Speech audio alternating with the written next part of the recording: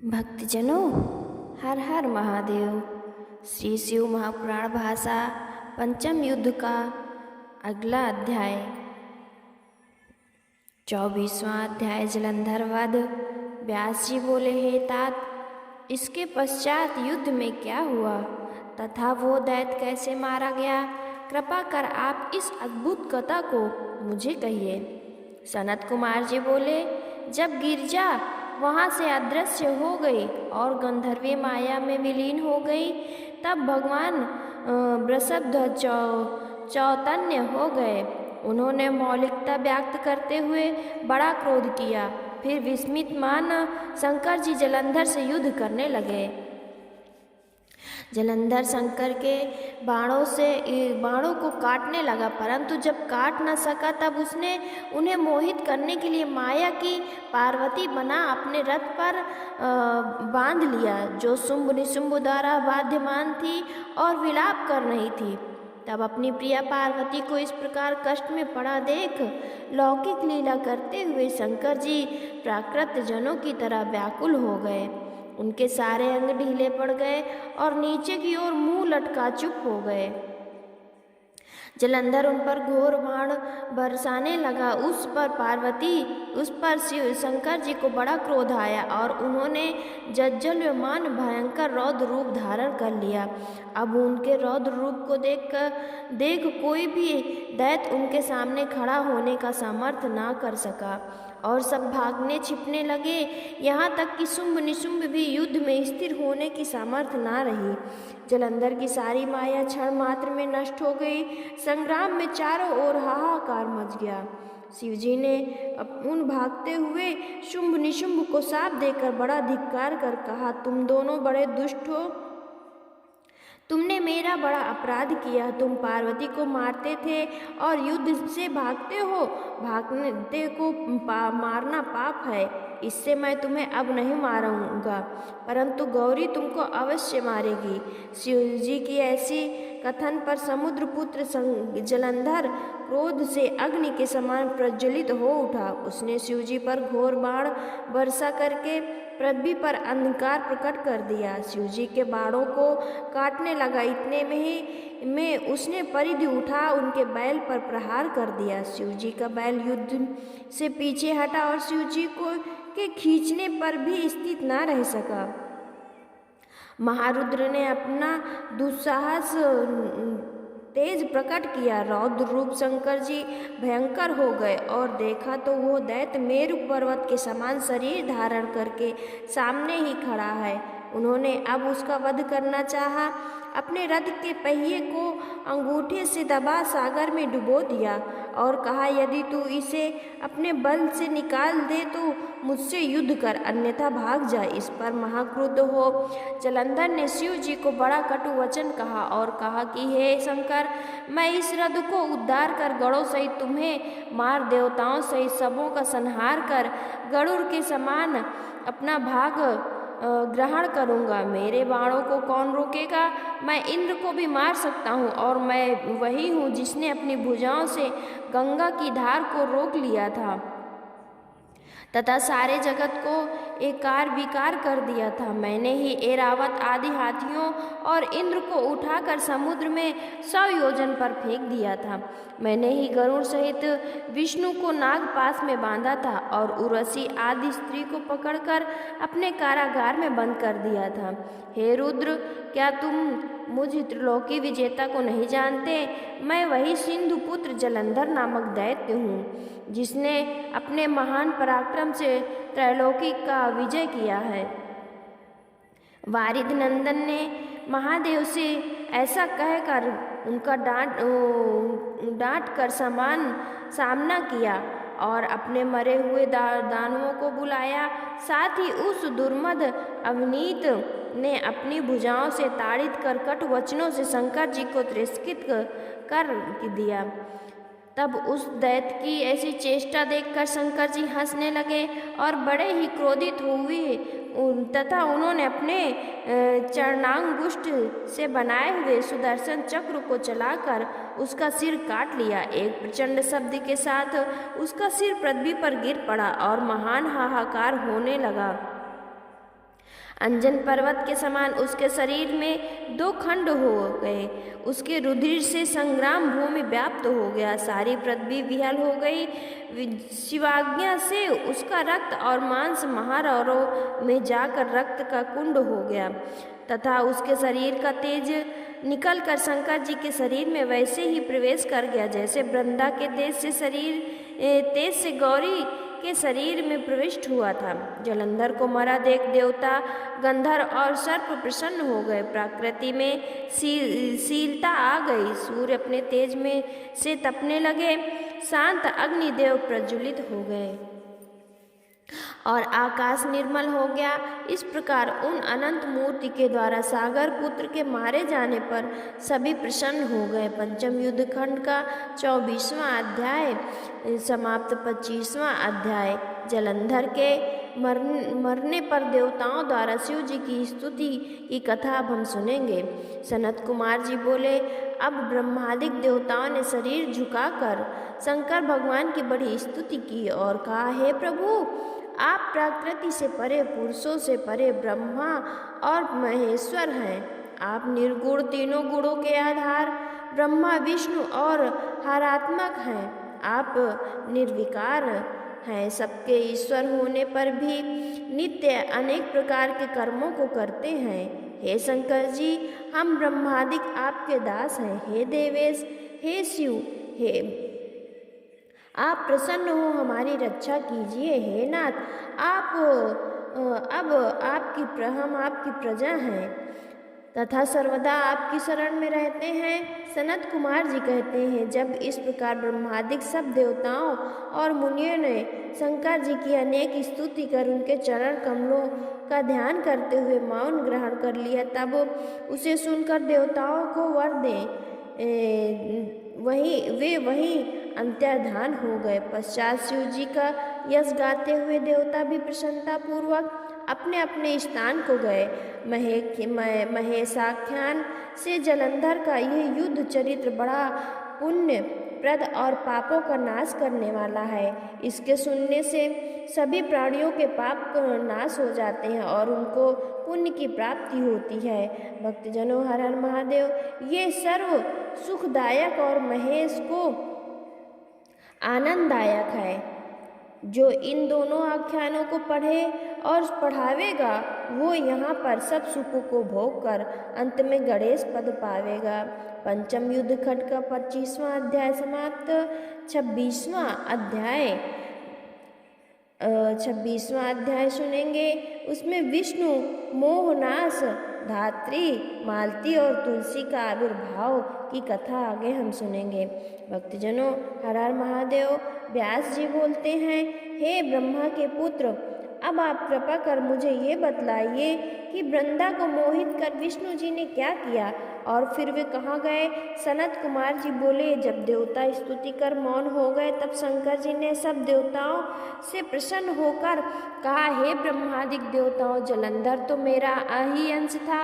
मैंने उसे तुम्हारे लिए मारा है, किंतु ये मेरी सांसारिक लीला थी। फिर भी आप लोग ये सत्य कहिए कि इसमें सुखी हुए हैं या नहीं। तब तो ब्रह्मादिक देवताओं के नेत्र हर्ष से खिल गए और वो खुश होकर बोले।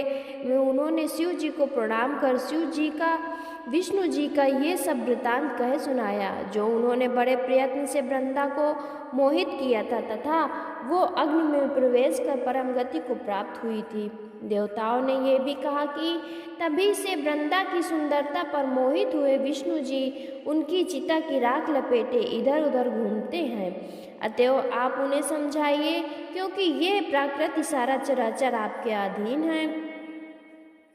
देवताओं से ऐसा वृतांत सुनकर शंकर जी उन्हें अपनी दुस्तर माया समझाई और कहा कि ये सारा जगत उसी के अधीन है। उसी से मोहित विष्णु जी भी काम के वश हो गए हैं, परंतु महादेवी उमा त्रिदेवी की जननी हैं और सबसे परे हैं। वो मूल प्रकृति, परम मनोहर और वही गिरजा भी कहलाती हैं। अतएव विष्णु को मोह दूर करने के लिए आप सब उनकी शरण में जाइए। यदि वो प्रसन्न हो जाएंगी तो आप सबका कार्य हो जाएगा। शंकर जी की आज्ञा से सब देवता मूल प्रकृति को प्रसन्न करने चले गए। उनके स्थान पर पहुंचकर उनकी बड़ी स्तुति की। तभी आकाशवाणी हुई कि हे देवताओं, मैं ही तीनों प्रकार से, तीनों गुणों से पृथक पृथक होकर स्थित होती हूँ। सत्य गुण से गौरी, रजोगुण से लक्ष्मी और तमोगुण से ज्योति रूपा हूँ। अतएव आप सब लोग मेरी आज्ञा से यदि सादर उन देवियों के पास जाओ तो तुम्हारे मनोरथ को पूर्ण करेंगी। ये वाणी सुनकर देवताओं के नेत्र खुल गए। वे भगवती के वाक्यों का आदर करते हुए गौरी, लक्ष्मी और सरस्वती जी को प्रणाम करने लगे। सब देवताओं ने भक्तिपूर्वक उन देवियों की प्रार्थना की, उनसे स्तुति की। तीनों देवियां प्रकट हो गईं और देवताओं ने प्रसन्न हो भक्तिपूर्वक अपना कार्य निवेदन किया। देवियों ने कुछ बीज देकर कहा, इसे लेकर जाकर बो दो, तुम्हारे सब कार्य सिद्ध हो जाएंगे। ब्रह्मादिक देवता उन बीजों को लेकर विष्णु जी के पास गए। ब्रह्मा की चिता भूमि में डाल दिया। उससे धात्री, मालती और तुलसी प्रकट हुई। धात्री के बीज से विधात्री के बीज से धात्री, लक्ष्मी के बीज से मालती और गौरी के बीज से तुलसी प्रकट हुई। विष्णु जी ने ज्यों ही उन स्त्री रूप वाली वनस्पतियों को देखा तो वे उठ बैठे। कामासक्त चित्त से मोहित हो उनसे याचना करने लगे। धात्री और तुलसी ने उनसे प्रीति की। विष्णु जी सारा दुख भूल देवताओं से नमस्कृत हो अपने लोक वैकुंठ में चले गए। अब वे पूर्वत सुखी हो शंकर जी का स्मरण करने लगे। ये आख्यान शिव जी की भक्ति देने वाला और सब पापों से मुक्ति देने वाला है तथा लोक परलोक में सद्गति प्रदान करने वाला है। इसको पढ़ने वाला या सुनने वाले की सारी मनोकामनाएं पूर्ण होती हैं। पंचम युद्ध खंड का 26वां अध्याय समाप्त। भक्तजनों, हर हर महादेव, हर हर महादेव। भक्तजनों, हर हर महादेव। श्री शिव महापुराण पंचम युद्ध खंड का हम अगला अध्याय सुनते हैं, जिसके सुनने मात्र से आप सभी के कार्य सिद्ध हो जाते हैं और आपके सभी के मनोरथ पूर्ण हो जाते हैं। उससे पहले हम एक कथा सुनेंगे शिव भगवान जी की। एक साहूकार बहुत धनवान था। उसको धन आदि किसी बात की कोई कमी नहीं रहती थी, परंतु पुत्र न होने कारण वो बहुत दुखी रहता था। वो इसी चिंता में दिन रात लगा रहता था। पुत्र कामना के लिए सोमवार को शिव जी का व्रत करता और उनके मंदिर में जाकर पूजन करता। सायंकाल को दीपक जलाता। इस भक्ति भाव को देखकर पार्वती जी ने महाराज शिव से कहा कि महाराज, ये साहूकार तो आपका अनन्य भक्त है और सदैव आपका व्रत पूजा बड़ी श्रद्धा और से करता है। इसकी मनोकामना पूर्ण करनी चाहिए। शिव जी बोले, ये संसार कर्म क्षेत्र है पार्वती। जैसा खेत में किसान खेत में जैसा बीज बोता है वैसा ही फल काटता है, उसी प्रकार इस संसार में जो जैसा कर्म करता है वैसा ही भोग भोगता है। पार्वती जी के अत्यंत आग्रह से महाराज कहा पार्वती जी ने कि जब ये आपका ऐसा भक्त है, यदि इसको किसी प्रकार का दुख है तो उसको अवश्य दूर करना चाहिए, नहीं तो आपके भक्त आपकी क्यों पूजा करेंगे, आपके क्यों व्रत करेंगे। यदि ऐसा नहीं करेंगे तो मनुष्य आपकी सेवा व्रत पूजा नहीं करेंगे। पार्वती जी का ऐसा आग्रह देख शिव जी महाराज प्रसन्न हो बोले, हे पार्वती, इसके पुत्र न होने पर ये चिंतित रहता है, दुखी रहता है। इसके भाग्य में पुत्र न होने पर भी इसको पुत्र प्राप्ति का वर देता हूँ, परंतु वो केवल 12 वर्ष तक ही जीवित रहेगा। इसके पश्चात उसको मृत्यु प्राप्त होगी। मैं इससे अधिक इसके लिए और कुछ नहीं कर सकता। ये सब बात साहूकार सुन रहा था। इससे उसको ना कुछ प्रसन्नता हुई और ना कुछ दुख हुआ। वो पूर्वत वैसे ही शिवजी महाराज का सोमवार का व्रत और पूजा करता रहा। कुछ समय व्यतीत होने पर साहूकार की स्त्री को 10वें महीने में उसके गर्भ से अति सुंदर पुत्र प्राप्त हुई। साहूकार के घर में बहुत खुशियां मनाई गई, परंतु साहूकार ने उसको केवल 12 वर्ष की आयु जानकर अधिक प्रसन्नता प्रकट नहीं की और ना ही किसी को अपना भेद बतलाया। जब वह बालक 11 वर्ष का हो गया तो उसकी माता ने विवाह आदि के लिए कहा, परंतु साहूकार करने लगा, मैं अभी इसका विवाह नहीं करूँगा, इसको पढ़ने काशी भेजूँगा। उस साहूकार ने अपने साले को बुलाकर बहुत सा धन देकर कहा कि तुम इस बालक को काशी जी पढ़ने के लिए ले जाओ और रास्ते में जहाँ भी जाना यज्ञ करते, दान देते और ब्राह्मणों को भोजन कराते जाना। इस प्रकार वो दोनों मामा भांजे सब जगह यज्ञ करते और ब्राह्मणों को भोजन कराते जा रहे थे। रास्ते में एक शहर पड़ा। उस शहर के राजा की कन्या का विवाह था और दूसरे राजा का लड़का जो विवाह के लिए बारात लेकर आया था वो एक आंख से काना था। लड़के के पिता को इस बात की बड़ी चिंता ही थी कि कहीं वर को देखकर कन्या के माता पिता विवाह में किसी प्रकार का अड़चन न पैदा कर दें। इस कारण जब उसने अति सुंदर सेठ के लड़के को देखा तो मन में विचार किया कि क्यों न दरवाजे के समय इस लड़के से वर का काम ले लिया जाए। ऐसा विचार कर राजा ने उस लड़के और उसके मामा से कहा तो वो लोग राजी हो गए। लड़के को स्नान करा, वर के कपड़े पहना, घोड़ी पर चढ़ा, दरवाजे पर ले गए और बड़ी शांति से सब कार्य हो गए। अब वर के पिता ने सोचा यदि विवाह कार्य भी इसी लड़के से करा लिया जाए तो क्या बुराई है। ऐसा विचार कर उसके मामा से कहा, यदि आप फेरों और कन्यादान का कार्य भी करा दें तो आपकी बड़ी कृपा होगी, इसके बदले हम आपको बहुत सा धन देंगे। उन्होंने स्वीकार किया और विवाह का कार्य बहुत अच्छी तरह से हो गया। परंतु जिस समय लड़का जाने लगा उसने राजकुमारी के चुंदरी के पल्ले में लिख दिया कि तेरा विवाह मेरे साथ हुआ है, परंतु जिस राजकुमार के साथ तुमको भेजेंगे वो एक आँख से काना है। मैं तो काशी जी पढ़ने जा रहा हूँ।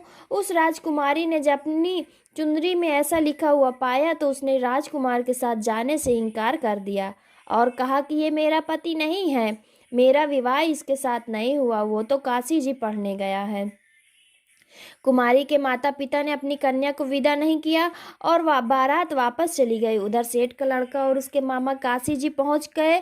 वहां जाकर उन्होंने यज्ञ करना और लड़के ने पढ़ना शुरू कर दिया। जब लड़के की आयु 12 वर्ष की हो गई तब एक दिन उन्होंने यज्ञ रच रखा था। लड़के ने कहा अपने मामा से, मामा जी मेरी तबीयत कुछ ठीक नहीं है। मामा ने कहा अंदर जाकर सो जाओ। लड़का अंदर जाकर सो गया और थोड़ी देर में उसके प्राण निकल गए। जब उसके मामा ने आकर देखा कि वो मुर्दा पड़ा तो उसको बड़ा दुख हुआ। उसने सोचा भी रोना पीटना शोक करना मचा दूंगा तो यज्ञ का कार्य अधूरा रह जाएगा। अतः उसने जल्दी से यज्ञ का कार्य समाप्त कर ब्राह्मणों के घर जाने के पश्चात रोना पीटना आरंभ कर दिया। संयोगवश उस समय शिवजी महाराज और पार्वती जी उधर से जा रहे थे। जब उन्होंने जोर जोर से रोने पीटने की आवाज़ सुनी तो पार्वती जी ने शिव जी को आग्रह करके उस लड़के के पास ले गई। जब उन्होंने उस सुंदर लड़के को मरा हुआ देखा तो कहने लगी, हे महाराज ये उसी सेठ का लड़का है जो आपके वरदान से पैदा हुआ था। शिव जी ने कहा, पार्वती जी इसकी आयु इतनी थी सो भोग चुका। पार्वती जी ने कहा, महाराज कृपा करके इस बालक को और आयु दो, नहीं तो इसके माता पिता तड़प तड़प कर मर जाएंगे। पार्वती जी के इस प्रकार बार बार आग्रह करने पर शिव जी ने उसको वरदान दिया और शिव जी की कृपा से लड़का जीवित हो गया। शिव जी पार्वती जी कैलाश चले गए। तब वो लड़का और उसका मामा उसी प्रकार यज्ञ करते हुए अपने घर की तरफ चल पड़े और रास्ते में उसी शहर में आए जहाँ पर उस लड़के का विवाह हुआ था। वहाँ पर आकर उन्होंने यज्ञ आरंभ किया। तब लड़के के ससुर ने उनको पहचान लिया और अपने महल में लाकर बड़ी खातिर की। फिर बाद में लड़की जमाई और बहुत सारे दास दासियों साथ आदर सत्कार के साथ उन्हें विदा किया। जब अपने शहर पर आए तो निकट आकर उसके मामा ने कहा कि मैं पहले तुम्हारे घर का खबर कर आता हूँ। उसके माता पिता घर की छत पर बैठे हुए थे और उन्होंने प्रण कर रखा था, यदि हमारा पुत्र सकुशल घर आया तो राजी खुशी नीचे आएंगे, नहीं तो छत से गिरकर अपने प्राण दे देंगे। इतने में उस लड़के के मामा ने आकर सब समाचार सुनाया कि आपका पुत्र आ गया है उनको विश्वास नहीं हुआ। तब उसके मामा ने शपथ पूर्वक कहा कि आपका पुत्र अपनी स्त्री सहित बहुत सारा धन लेकर आया है। तो उस सेठ ने बड़े आनंद के साथ उनका स्वागत किया और बड़ी प्रसन्नता के साथ रहने लगे। जो कोई भी इस कथा को सुनता या पढ़ता है उसकी सभी मनोकामनाएं पूर्ण होती हैं और इस लोक में नाना प्रकार के सुख भोग कर अंत में सदा शिव के लोक की प्राप्ति करता है। भक्तजनों, हम अब शिव महापुराण भाषा पंचम युद्ध खंड का अध्याय प्रारंभ करते हैं। 28वां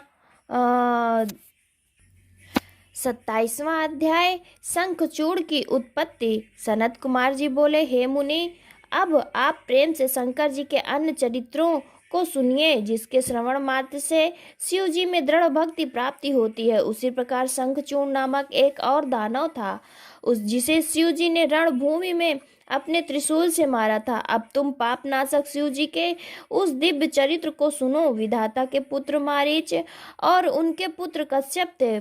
कश्यप बड़े धर्मात्मा षष्टिकारक ब्रह्मा जी की आज्ञा को मानने वाले थे। दक्ष ने प्रसन्न होकर उनको अपनी 13 कन्याएं ब्याह दी जिनकी संतानों ने सारा संसार भर दिया। उनका विचार कहने में मैं कौन समर्थ होगा। कश्यप की उन स्त्रियों में एक नाम था दनु, जो परम साध्वी, रूपवती और सौभाग्य वर्धिता थी। उस दनु के बहुत पुत्र हुए। उनमें प्रचित नाम का एक बड़ा पुत्र बड़ा बली और पराक्रमी था। उसके एक पुत्र हुआ जिसका नाम दंभ पड़ा और वो ये भी बड़ा धार्मिक, विष्णु भक्त और जितेंद्रिय था। परंतु जब उसके कोई पुत्र नहीं हुआ तो उसने शुक्राचार्य को गुरु बनाकर कृष्ण मंत्र ग्रहण कर पुष्कर तीर्थ में जाकर 1 लाख वर्ष तक पर्यंत आसन बांधकर बराबर तप किया। उसके तप से तप्त हो देवता ब्रह्मा जी को साथ लेकर विष्णु जी के पास गए। सब समाचार कहकर अपनी रक्षा मांगी। विष्णु जी ने कहा, घबराओ नहीं, अभी प्रलय का समय नहीं हुआ। मेरा भक्त दंभ नामक दानव पुत्र प्राप्ति के लिए तपस्या कर रहा है। मैं उसे वरदान से निवृत्त करूंगा। देवता संतुष्ट हो अपने लोक को चले गए। भगवान विष्णु भी उनसे वरदान देने के लिए पुष्कर गए और दंभ से वर मांगने को कहा। दंभ ने विष्णु जी से उनके समान ही एक ऐसा महाबली और महापराक्रमी पुत्र मांगा जो त्रैलोक विजयी और देवताओं का भी विजयी हो। विष्णु जी ने तथास्तु कहे उसे उग्र तप से विराम दिया, फिर अपने लोक को चले गए। दानव भी अपने घर गया। थोड़ी ही समय में उसकी स्त्री गर्भवती हुई। उसके अत्यंत तेज से उनका घर प्रकाशित हो गया। सुदामा नामक गोप उनके गर्भ में आया जो कृष्ण का मित्र था और जिसे राधा ने श्राप दिया था।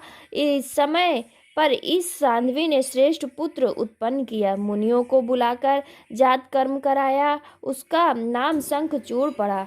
उसकी बाल क्रीड़ा से उसके माता पिता आनंदित हो गए। पंचम युद्ध खंड का 27वां अध्याय समाप्त। 28वां अध्याय शंखचूड़ का विवाह। सनत कुमार जी बोले, जब जगजीव व्यय के उपदेश से शंखचूड़ पुष्कर में जाकर कठिन तप करने लगा, तब कितने ही दिनों तक उसने एकाग्र मन हो गुरु के दिए हुए उपदेश के अनुसार इंद्रियों को वश में कर प्राप्त मंत्रों का जाप किया। तब लोक पितामह ब्रह्मा जी उसे वर देने आए। दानवेंद्र ने स्तुति कर ब्रह्मा जी को प्रसन्न किया। ब्रह्मा जी ने कहा, वर मांगो। उसने कहा, मुझे देवता न जीत सके। ब्रह्मा जी ने कहा, ऐसा ही होगा। यह वर दे। ब्रह्मा जी ने उसे कृष्ण जी का अक्षय वचन दिया और कहा, तू बद्रिकाश्रम में चला जाकर सकाम तुलसी तप कर रही है, तू उसे विवाह कर ले, वो धर्मराज की कन्या है। ऐसा कहकर ब्रह्मा जी अंतर्धान हो गए। शंखचूड़ बद्रिकाश्रम में तुलसी के पास गया। सूक्ष्मा जी तुलसी उस पर कटाक्ष करने लगी। उसने उनका परिचय पूछा। तुलसी ने कहा, मैं धर्मध्वज की कन्या हूँ। तुम कौन हो? यहाँ से चले जाओ। नारी जाति बड़ी मोहिनी होती है, ये बद्रिकों को भी विष के समान होती हैं।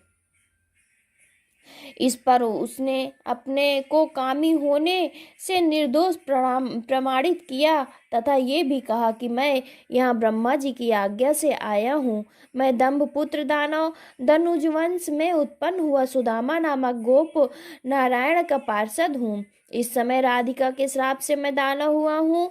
कृष्ण जी के प्रसाद से इस समय अवश्य जाता हूँ। ऐसा कहे वो शंखचूड़ मौन हो गया। तुलसी ने कहा, ये बात सत्य है? फिर वो हंसने लगी। तुलसी ने कहा, वही पुरुष संसार में धन्य है जो स्त्रियों से पराजित ना हो। तुमने अपने विचार में पराजित किया। तुलसी के ऐसा कहते ही वहां उसी समय ब्रह्मा जी आ गए। उन्होंने शंखचूड़ से कहा, तुम इसके साथ विवाह क्यों नहीं करते हो? गंधर्व रीत से विवाह कर इसका पाणी ग्रहण करो। तुम पुरुषों में रत्न और ये तुलसी स्त्रियों में रत्न है। बुद्धिमानों का बुद्धिमानों के साथ संगम गुण वाला होता है। ऐसा विरोध रहित दुर्लभ सुख कौन त्यागता है? जो विरोध रहित सुख त्यागता है निसंदेह वो पशु है। फिर तुलसी ने कहा, तुम ऐसे गुणीपति की क्या परीक्षा करती हो? ये देव असुर दानव सबका मर्दन करने वाला है। इसके साथ विवाह कर तुम निरंतर सब लोकों में विराह कर अंत में श्री कृष्ण के गोलोक में प्राप्त होगा, जो और वैकुंठ में इसी चतुर्भुज को तुम फिर प्राप्त होगी। ऐसा आशीर्वाद दे ब्रह्मा जी अपने लोक को चले गए। दानव ने गंधर्व रीत से उससे विवाह कर अपने पिता के स्थान को प्रस्थान किया। अब वो अपने लोक अनेक सुंदर स्थानों में जाकर तुलसी से रमण करने लगे। पंचम युद्ध कांड का 28वां अध्याय समाप्त। भक्तजनों, हर हर महादेव, हर हर महादेव।